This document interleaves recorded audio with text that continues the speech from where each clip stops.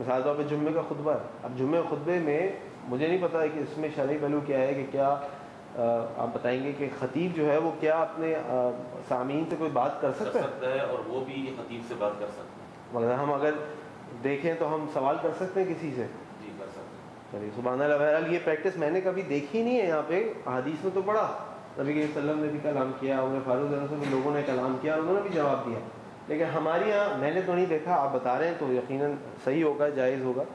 بہرحال چونکہ یہ ہوتا نہیں ہے تو اس سے ہٹ جائیں تھوڑی دیر کے لیے. میں آپ کے سامنے بات کر رہا ہوں, یا آپ اسی طرح یہاں پہ درس دے رہے ہیں یا کسی کو درس دے رہے ہیں, تو آپ لوگوں سے جتنے دل چاہے باتیں کر سکتے ہیں, سوالات کر سکتے ہیں اور ان کو انوالو کر سکتے ہیں. اور جو آپ کا آغاز ہے نا آپ کے درس کا, وہ اگر زبردست ہو گیا نا تو آپ دیکھیے گا انشاءاللہ سارے لوگ انوالو رہیں گے.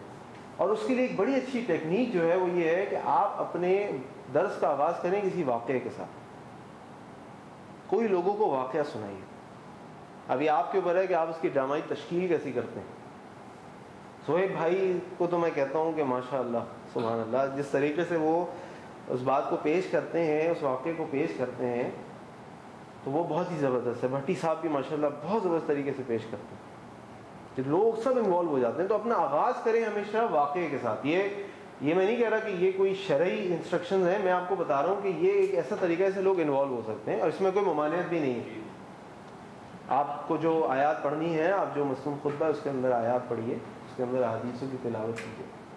پھر یہ کہ آپ اپنا آغاز کریں گے کسی واقعے کے ساتھ.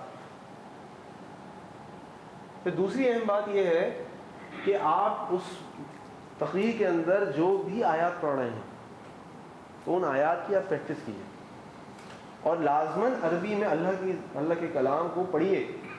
اس کا ایک اپنا الگ اثر ہے.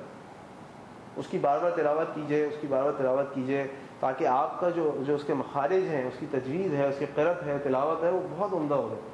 ایسا نہ ہو کہ زبر کو زیر پڑھ رہے ہوں, زیر کو پیش پڑھ رہے ہوں, تو جو لوگ وہاں بیٹھے ہوتے ہیں وہ کہتے ہیں یار یہ عجیب بات ہے کہ ایک شخص اللہ کے دین کی بات بتا رہا ہے, اس کو قرآن کی بیسک آیات نہیں پتہ, کہ وہ تلاوت نہیں کر سکتا.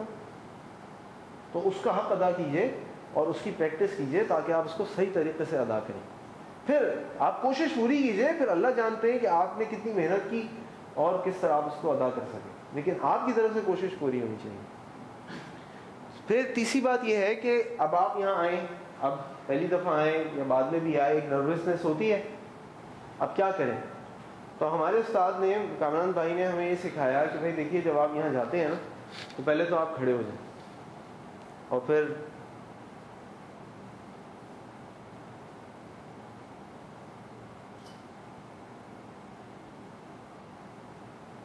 اس طرح دیکھیے لوگوں کو. ایک اسٹرینجر بیریئر جو ہے نا, ایک خوف جو ہے نا وہ کم ہوگا. اگر آپ کو اپنا کوئی جاننے والا نظر آ جاتا ہے تو بھائی کر لیجیے بات. کیا ہوگا کہ آپ کو ایک بالکل ایسی چیز میں ایک الگ جگہ بیٹھا ہوں, سب الگ جگہ بیٹھے ہیں, مجھے دیکھ رہے ہیں, پتہ نہیں. آپ جب آپ کو لگے گا نا یار دو آدمی تو مجھے جانتے ہیں, وہ تو مجھے پتہ نہیں مانتے, کچھ نہیں کہیں گے, تو آپ کی ٹینشن کم ہو جائے گی. ٹھیک ہے. اور آپ مسکرائیے, بات کیجیے, دیکھیے, تاکہ آپ کا جو یہ مسئلہ ہے وہ کم سے کم ہو جائے. ہوتی ہے یہ کانپن آنا, یہ خوف آنا, پسینہ آنا, یہ ساری مجھے بھی آ رہا ہے پسینہ, تو یہ سب ہوتا ہے, کوئی ایشو نہیں ہے. لیکن اگر آپ کھڑے ہو کے پہلے ہی یوں کر لیں گے نا تو بات بالکل چینج ہو جائے گی, آپ دیکھیے گا انشاءاللہ. تو پہلے کھڑے ہو کے آپ یہ جو اجنبیت ہے نا اس کو کم کرائیں, کم سے کم کرنے کی کوشش کریں. ایک بات. دوسری بات یہ ہے کہ اب آپ کھڑے ہوئے کیسے ہیں, آپ بالکل اٹینٹو کھڑے ہوئے ہوں. ٹھیک ہے. آپ یوں نہ کھڑے ہوئے ہوں, یوں نہ کھڑے ہوئے ہوں, یوں نہ کھڑے ہوئے ہوں, یوں نہ کھڑے ہوئے ہوں. آپ لوگوں کو بات کر رہے ہیں, لوگ آپ کو سننے آئے ہیں, آپ کو اہم بات بتانے والے ہیں, یہ آپ کی باڈی بھی بتائے آپ کو. اور سلمان بھائی آپ کیا بتاتے ہیں کہ جو پریزنٹیشن ہوتی ہے تو 3 حصوں میں تقسیم ہوتی ہے. کون سے 3 حصے ہیں؟ نہیں, آپ بولتے ہیں نا 7% یہ اور 12% یہ. کمیونیکیشن. جب آپ کسی سے بات چیت کرتے ہیں تو وہ کمیونیکیشن جو ہے وہ تین سمجھ لیں کہ 3 راستوں سے جاتی ہے. اصل جو ہوتا ہے اس کے جی 3 چیزوں کیا ہے سلمان بھائی؟ ایک تو ہے ورڈز جو ہم الفاظ استعمال کرتے ہیں, الفاظ ایک, اور ایک ہے ٹون جو لہجہ استعمال ہوتا ہے, لہجہ. اور تیسری چیز ہے बॉडी लैंग्वेज जो हमारे हरकत और सकनात से कहेंगे, चेहरे के वो तासुरात, हाथों का अंदाज, बॉडी लैंग्वेज के इमाम भाई आप क्या परसेंटेज का जिक्र करते हैं अल्फाज? अल्फाज जो हैं वो 7% असर करते हैं। जब किसी से कोई बात करता है तो अल्फाज सिर्फ 7% असर करते हैं सामने वाले। सलमान भाई बता रहे हैं कि अल्फाज जो आपने मवाद तैयार किया ना 7% जो है ना वो रोल प्ले कर रहे हैं, किरदार अदा कर रहे हैं एक अच्छी तकरीर के अंदर। और सलमान भाई और 93% ये लेजा, यानी कि आप यूँ समझ लीजिए कि 45 और 50 इस तरह का कम्बिनेशन है, ये 93% है।